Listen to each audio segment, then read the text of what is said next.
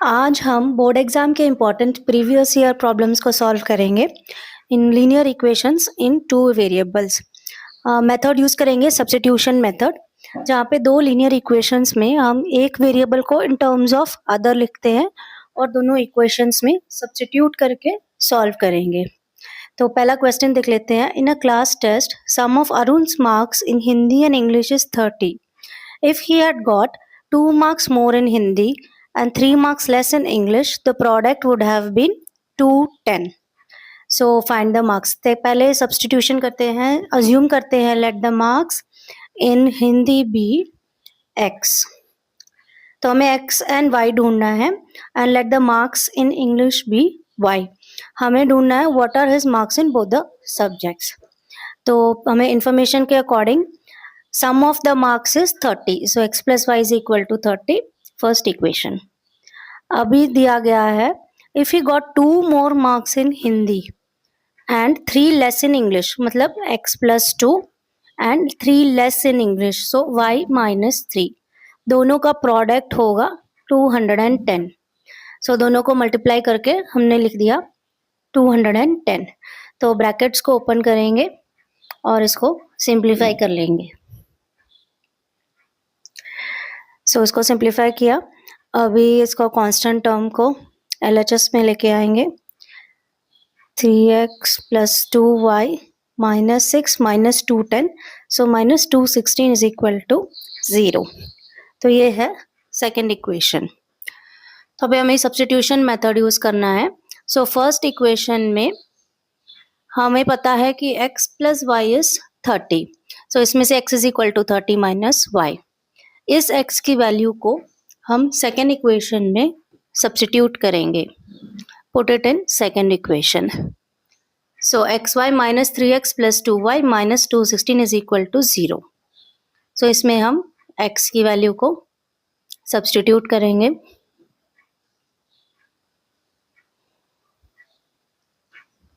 अब इसको और सिंप्लीफाई करते हैं, मल्टीप्लाई करते हैं y को, open the brackets, minus 90 plus 3y plus 2y and minus 216 is equal to 0. अभी minus y square, y terms को देख लेते हैं, plus 30 plus 3 plus 2, so बना plus 35y and constant terms है minus 216 minus 90, so ये हुआ minus 306 is equal to 0. अभी y स्क्वायर में नेगेटिव है तो हम पूरे इक्वेशन को माइनस साइन से मल्टीप्लाई करेंगे। तो अभी हमारा इक्वेशन हुआ y square minus 35y plus 306 is equal to 0। अभी हमें इसको क्वाड्रेटिक इक्वेशन है, इसके दो फैक्टर्स ढूंढने हैं। तो माइनस 35 को हम स्प्लिट कर सकते हैं as minus 18 and minus 17. So minus 18 और minus 17 को मल्टीप्लाई करके 306 आएगा। So इसको स्प्लिट करते हैं। minus 18 minus 17y plus 306 is equal to 0. अभी y को कॉमन टर्म बाहर निकालेंगे, y minus 18 और यहाँ पे minus 17 को बाहर निकालेंगे, y minus 18 is equal to 0. तो हमें दो फैक्टर्स मिले, y minus 18 and y minus 17 is equal to 0. मतलब y की दो वैल्यूज हो सकती हैं, y is equal to 17 या 18 या y is equal to 18.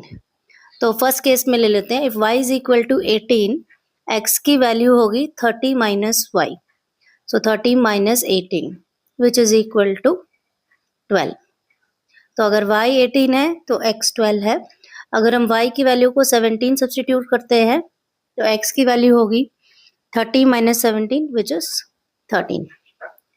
तो हमने x रखा था marks in Hindi and y था marks in English. So marks in Hindi and English हो सकता है फर्स्ट कॉम्बिनेशन या तो 12, 18 या मार्क्स इन हिंदी इंग्लिश हो सकता है 13, 17. सो इस प्रॉब्लम में हमने दोनों लीनियर इक्वेशंस को बना लिया using the information given in the question. फिर हमने दोनों इक्वेशंस को सॉल्व किया using substitution method. So this was very straight forward. अब अगला क्वेश्चन देखते हैं।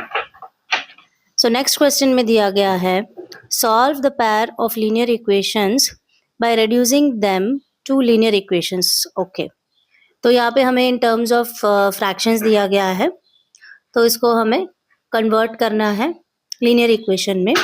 तो इधर हम इसको फ्रैक्शन को सब्स्टिट्यूट कर लेते हैं इन टर्म्स ऑफ अनदर वेरिएबल। तो हम इसमें अज्यूम करते हैं 1/x माइनस वाई और 1/y माइनस 2 की वैल्यू को इन टर्म्स ऑफ दूसरा वेरिएबल लिख लेंगे।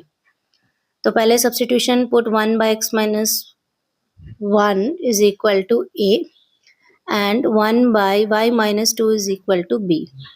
तो अभी हम गिवन इक्वेशन को चेंज कर सकते हैं, उसको हम लिख सकते हैं, इसको सब्स्टिट्यूट करते हैं गिवन इक्वेशंस में। सब्स्टिट्यूशन के बाद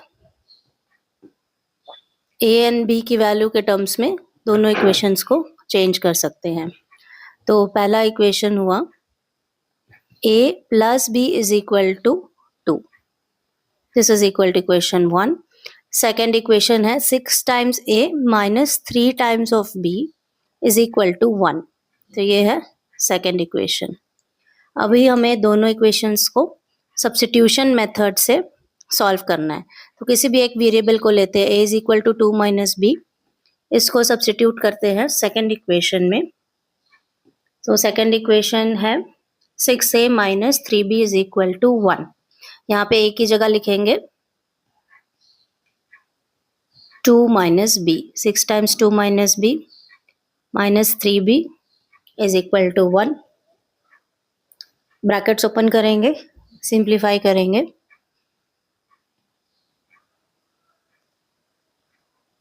तो हमें मिला b की value is equal to, minus sign cancel हो गया, 11/9। तो इसको a में सब्स्टिट्यूट कर सकते हैं, हमें पता है a is equal to 2 minus b, so a is equal to 2 minus 11/9। So LCM निकाल कर हमें मिला 7/9। तो a की वैल्यू है 7/9 एंड b की वैल्यू है 11/9। तो हमें solve the pair of equations करना था, मतलब हमें x एंड y की वैल्यू चाहिए, तो इसको दोबारा सब्स्टिट्यूट करते हैं। 1/y minus 2 is equal to b and 1/x minus 1 is a। So a और b की वैल्यूज को 7/9 और 11/9 को सब्स्टिट्यूट करते हैं जो हमने वैल्यूज अस्यूम किए थे। So 1/x minus 1 is equal to 7/9। So इस इक्वेशन को क्रॉस मल्टीप्लाई करेंगे, क्रॉस मल्टीप्लाई करके 7x माइनस 7, अभी कॉन्स्टेंट्स को एक साइड पे लेके आएंगे एंड वेरिएबल को दूसरी साइड पे। So 7x is equal to 16, x is equal to 16/7। अभी हमें y की वैल्यू को निकालना है। So 1/y minus 2 is equal to 11/9, इसको सब्स्टिट्यूट करेंगे। अभी इक्वेशन को क्रॉस मल्टीप्लाई कर लेंगे, वेरिएबल्स और कांस्टेंट को LHS RHS में सिंप्लीफाई कर लेते हैं। हमें मिली 11y is equal to 31, y की वैल्यू है 31/11। So x is equal to 16/7 and y is equal to 31/11। ये है हमारा solution of a pair of the equations by converting them into a linear pair of equations using substitution method. अभी final problem देख लेते हैं। Two vessels contain milk and water in the ratio 7:3 and 5:4. In what ratio should the mixture be mixed to obtain a new ratio mixture with equal quantities of milk and water? तो पहले vessel में milk and water की ratio है 7:3, second में ratio है 5:4। हमें एक new mixture बनाना है जहाँ पे दोनों मिल्क और वाटर की रेशियो सेम है। तो उसके लिए सबसे पहले हमें पता है जो न्यू मिक्सचर होगा उसमें टोटल मिल्क की क्वांटिटी जो है वो होगी equal to the total quantity of water. तो हम इसके मिल्क का रेशियोज निकालेंगे फर्स्ट वेसल और सेकेंड वेसल में, उसको ऐड कर लेंगे और वाटर की रेशियो निकालेंगे फर्स्ट और सेकेंड वेसल्स में, उसको ऐड करके दोनों को इक्वल करेंगे, क्योंकि फाइनल मिक्सचर में हमें पता है total amount of milk is equal to total amount of water. तो सबसे पहले अस्यूम कर लेते हैं कि पहले वेसल से जो हमने क्वांटिटी निकाली है वो है y x लीटर्स, उसको रखते हैं the quantity taken from first litre vessel be x litres and let's assume the quantity taken from second vessel, जो सेकेंड वेसल से हमने क्वांटिटी जो निकाली है नया मिक्सचर बनाने के लिए वो होगा y लीटर्स।